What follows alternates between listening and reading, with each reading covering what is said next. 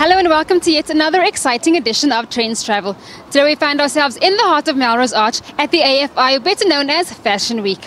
Well, we'll tell you more about that next week, but for right now, we take you to KZN where we do KZN, and that's not only Durban, so let's see what KZN has to offer.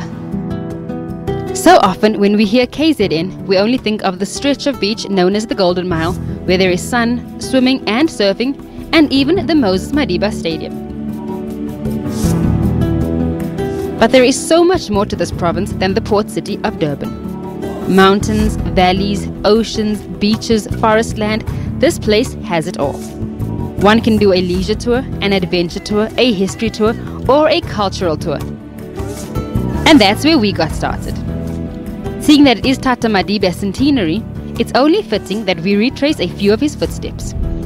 Good day, trendy travelers. We are here in ground floor at the Luthuli Museum, which, as you know, is the home of Chief Albert Luthuli. Oh, we are here doing the Do KZN initiative because, as you know, there's more to KZN than just Durban, and we're here to find out exactly what more there is. We start at the Luthuli Museum, as this was the place that Mandela spent some of his last hours of freedom. It was after this visit here that he was captured. The Luthuli Museum was officially opened on 21st August 2004 and is a national monument. Outside the little yellow house, our guide regales us with stories held within these walls. Then it's time to go in and explore. Inside the house, a wax figure of the man himself sits as though at work. There is so much legacy and history to greet you here. Luthuli was a leader ahead of his time, whose commitment to non-violence, non-racialism, democracy and human rights has left an enduring legacy, and has also earned him the 1960 Nobel Peace Prize. This little house was where Luthuli was confined to for several years whilst under ban. And outside, this bench was where he sat and talked with US Senator Robert F. Kennedy, who visited him in 1966. A perfect spot for a commemorative selfie. One last pic outside the museum and then we are off to our second destination. The capture site. This unassuming spot was where Nelson Mandela was finally captured and proceeded to disappear from public view for the next 27 years. The actual capture site is not here. The actual capture site is across the road. Remember, that is where he was stopped by the police. Mandela had just paid a clandestine visit to African National Congress President Albert Luthuli, who was the president of the ANC during the 1950s, to report back to Chief Albert Luthuli about his Africa trip. When the ANC decided to reject their policy of non-violence, they formed their military wing, which they called it Umkhonto weSizwe. The temporary exhibition, hosted in the converted shed, tells a story of Nelson Mandela's journey through life and how he built a new nation from within a conflicted South Africa. At the end of a winding path, which represents the long walk to freedom that he took towards his goal of political equality, is a significant piece of art.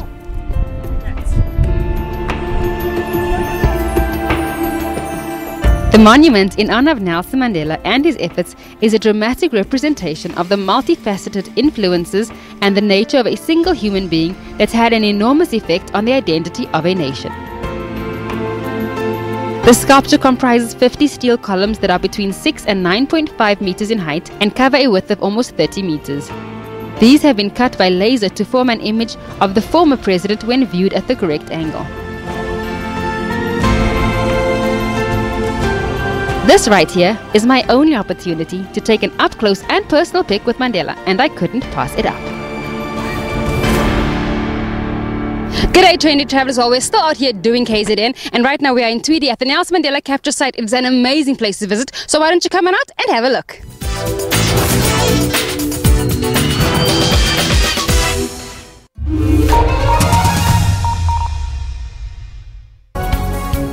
News at 9. We go beyond the headlines of the day and breaking news to bring you all the angles and in-depth analysis of stories that impact your life.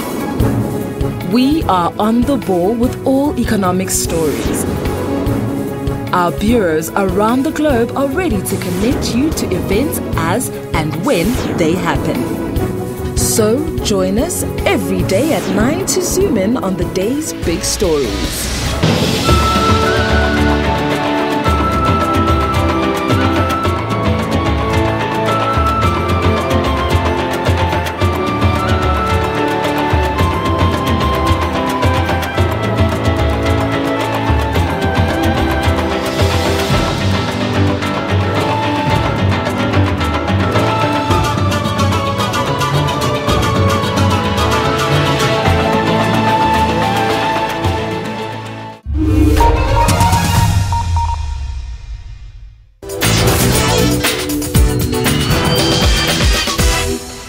The province of KZN has so much to offer for holidaymakers. There's not only the beach, there's not only the forest, but there is so much more tours that you can do. You can do a leisure tour, an adventure tour, a heritage tour, and even a history tour. But we did an adventure tour, so why don't you join us? From King Shaka International Airport, it's a scenic 1 hour and approximately 15-minute drive to get to the illustrious Thala Game Reserve. One of the best things about Thala is their morning game drives. So we saddle up and get ready to go. With our driver and guide plodding along, we make our known to the vast semi-unknown. It is a cold and wet morning, and the contingent of media along huddle under blankets to keep warm. The ride is extremely bumpy, but we are all excitedly on the lookout for animals in hiding.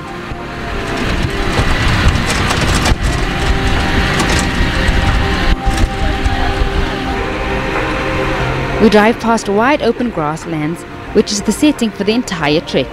With the rainy clouds looming, we drive in silence, looking. Thala's mix of acacia thornfelt, open grassland and sensitive wetland provides exceptional game watching and bird watching.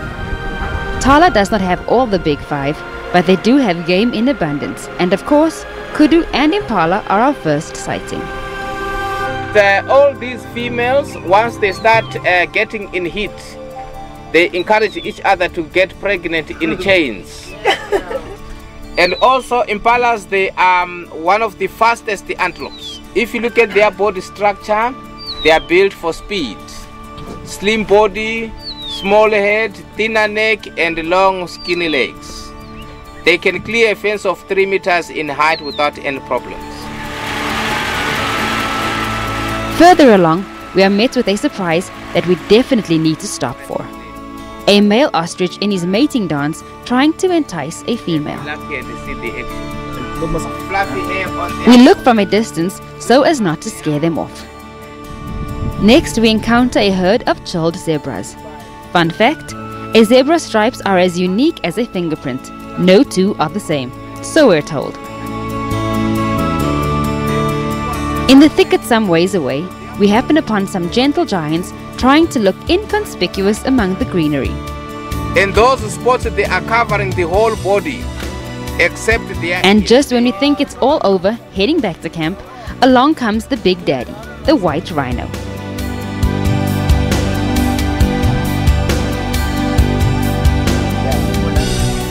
As a circumventive measure, to stop poaching and keep the rhino population alive, the rhinos at Thala have already been humanely dehorned. Being this close, it's media up and cameras out. And of course, I couldn't miss this photo op. After the excitement, it's back to camp and time to disembark. Then it's back on the road again for the hour drive to our surprise treetop adventure. The Karkloof Canopy Tour consists of 12 platforms and 10 zip line slides across the expansive Karkloof Valley below. Before anything begins, we make our way to the briefing and gearing up platform. Here we read and sign all the security and safety waivers and even order lunch while signing indemnity. Then it's off to another more in-depth detailed safety briefing. Everyone watches intently, sure not to miss an important detail. There is room for nervous questions to be asked, and once they are satisfied that you are sure you won't fall out of the sky, it's time for a kitting up session. It is here where full body harnesses, pulleys and climbing equipment are put on and checked for safety. Kitting up is pretty hectic, but there are guys on hand to make sure everything is tied, buckled, secure and fitting properly. Then it's helmets on, make sure it's tightened securely, and of course, it's time for a photo op. Now switch to the red carpet, guys.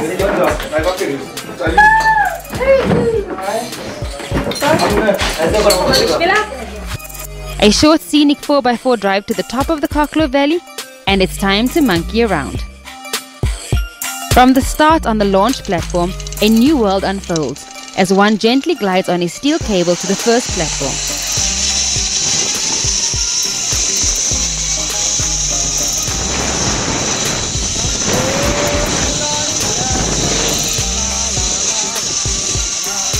The platforms are built high in the forest canopy and offer different views of the surrounding forest.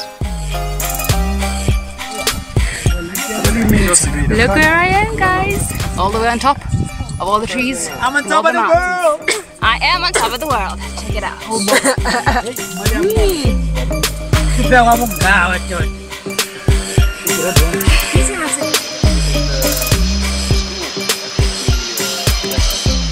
Slide after slide, from one platform to the other, it becomes more and more exhilarating. This 2-hour experience is a definite family adventure for those who want more than just lazy days on the beach. The views and the rush are second to none.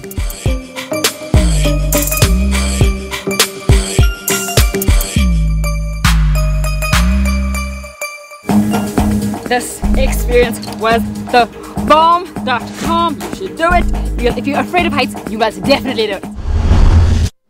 Joburg is not the only fashion-forward city in South Africa at the moment, as Durban just hosted its annual AFX, which is the Africa Fashion Exchange. The third annual Africa Fashion Exchange, or the AFX, hosted by the KZN Fashion Council, was held in Durban this past weekend. The creme de la creme of fashion and high-end designers from KZN, other parts of South Africa, and neighboring African countries descended on the province. Our mandate is basically to revive the fashion industry in the province as well as in South Africa as a whole and Africa. So we were as a team, we got together to brainstorm to say how can we best do that at a bigger scale, to get people involved, to get people buying from the designers, to get designers inspired, and not because normally our programs throughout the year is for a smaller number of designers. So we wanted something that will have a huge impact and that will impact at a great scale. The 3-day event brings together movers, shakers and trailblazers of the fashion industry and uniting them with big thinkers, entrepreneurs and aspiring people who are shaping the continent. We have designers that we invite. Those that we invite are those who are established, those who will share success stories, those who have made it. So those had, and that will be about 10 of the designers, right? So from Africa, from South Africa, and from KZN as a whole. But what we also do for the emerging one, we send out a call out to say that we will be having such a program. This is what you need to do. So then they respond to our call out. The AFX is a platform to groom tomorrow's next big brands, as it incorporates a variety of activities that provide its participants with an experience like no other. Night 2 of the AFX is the prestigious red carpet event. It's fashion show night. Seats are reserved for dignitaries and the fashion elite, and of course, media has a front row seat. As people register and take pics, excited for the proceedings to begin.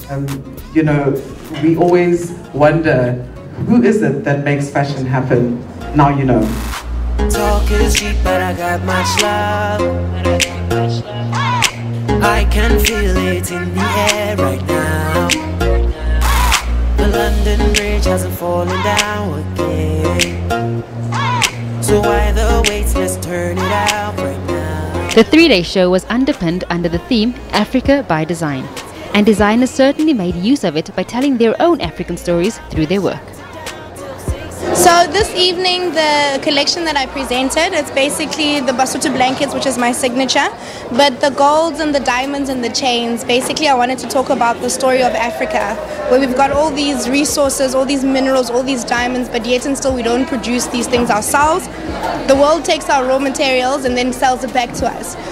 So basically the collection is just commenting on that and just wanting to bring up awareness that, we need to take more pride, not just in our heritage, but also the natural resources that our continent has. And for me, I've decided to use fashion as a tool to try and get a message out there, to get people more aware of what's going on.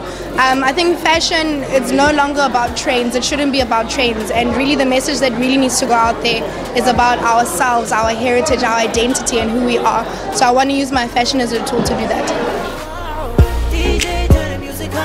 Fashion is no longer about just strutting your stuff and looking good. It's about expression and empowerment. And in Africa, it's about showcasing your heritage every single day.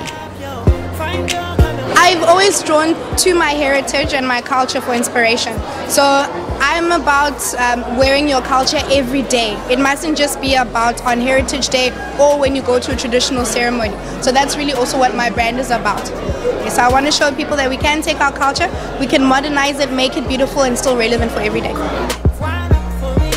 If you are an aspiring designer looking for pearls of wisdom on your journey, well, look no further, because here they are.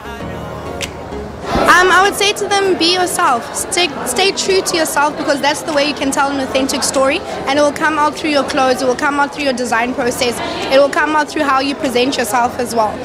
So my best message is just be true to yourself. That's what I've done.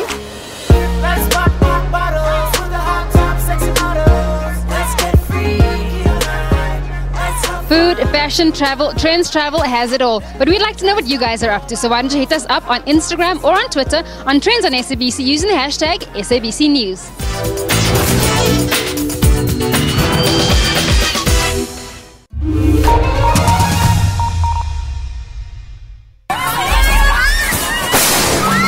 Buildings, submerged homes and devastated families. Biggest earthquake in here. Their homes and buildings moved like boats. Big shake, and I ran as fast as I can. These are the satellite images depicting the area before the disaster. The ground is like a wave. I've never seen anything like this in my life. It is unbelievable. You can actually smell the stench of dead bodies around. The National Hurricane Center said earlier on Tuesday that Michael was a Category 1 storm with sustained winds of up to 150 kilometers per hour. Residents were implored to get out of harm's way ahead of life-threatening waves, winds and rains. Flash flooding over the weekend caused 13 deaths in Central America after Michael formed off the coast of northern Honduras.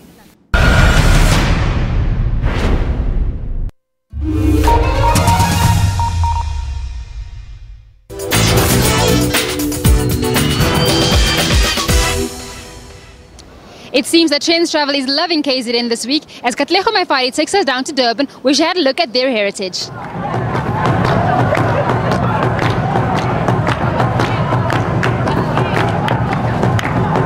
The month of September had many cultural activities all over South Africa. We spent our Heritage Weekend in the city of Durban for the first ever Durban Heritage Carnival and Festival.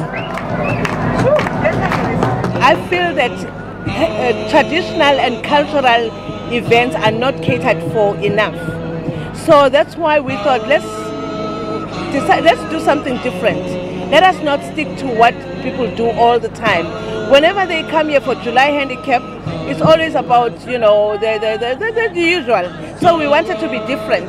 But more than being different, we wanted to embrace our heritage, our culture and traditions.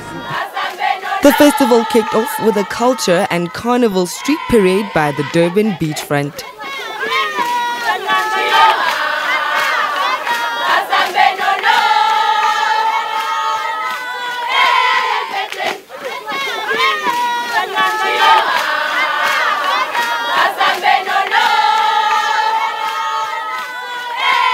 The aim was to get all the traditions, the cultures together.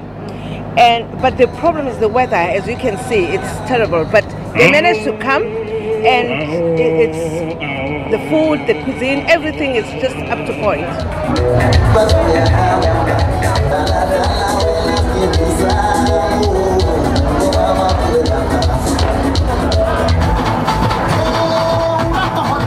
We are the talented Bombay Dream dancers, a cast of over 100, multicultural, multiracial. That's why I want you to be part of this event, to showcase the Bollywood fusion aspect of the Rishan Singh's Bombay Dream dancers.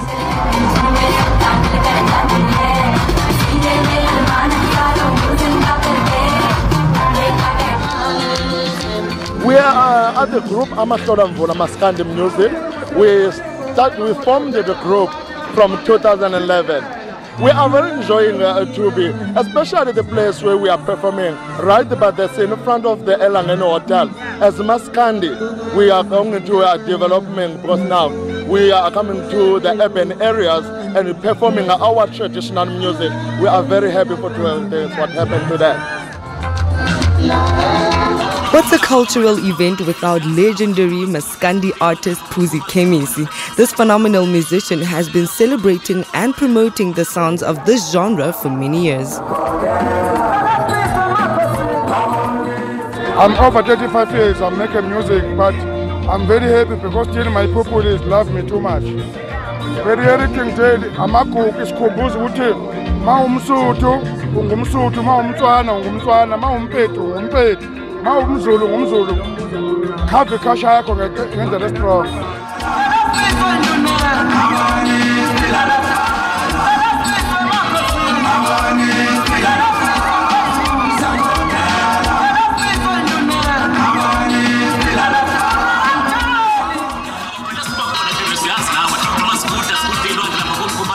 To honor and celebrate the centenary of Nelson Mandela, the festival curated guided tours at Ohlange John Langa Libalele Dube Heritage Site, where the late statesman cast his first vote. Ohlange is a heritage site, so we had to go there first. That's why before we did anything, which was for us to say, here we are, celebrating Mandela in style, not something big, but remembering about the first day when we voted.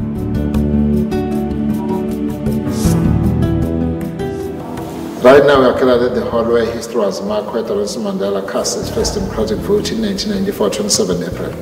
This hall before 1994, it was called Chapel Hall of the school. It was used by the school for church service, for metric exam, for morning assembly, and the school and other programs of the school were taking place in this hall. So John Dube, he founded this institution based on religion, manners and behavior. On the other side, in this display cabinet, this music code that was used by John Dube's first wife, Noctella Mdemoffi. She played a very, very pivotal role. She is a forgotten woman hero because she played a very, very pivotal role in the establishment of this institution.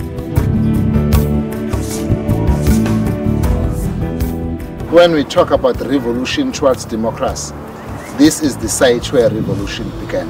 Actually, this is the site where early seeds of democracy were sown out. So from within this institution, it is a long walk to freedom. There are so many footprints to measure or to cover it. Right now we are gathered at John Dube's monument. This is a very, very sacred place. So many South Africans, they do regard him as the founding father for the struggle of democracy. Nelson Mandela, he acknowledged the significance of this graveyard and he visited in front of dictators of the world. And like Reginald Oliver Tambo in 1992, Nelson Mandela, he laid a replica of a flowered grave of John Dube, of which it was a symbol of respect.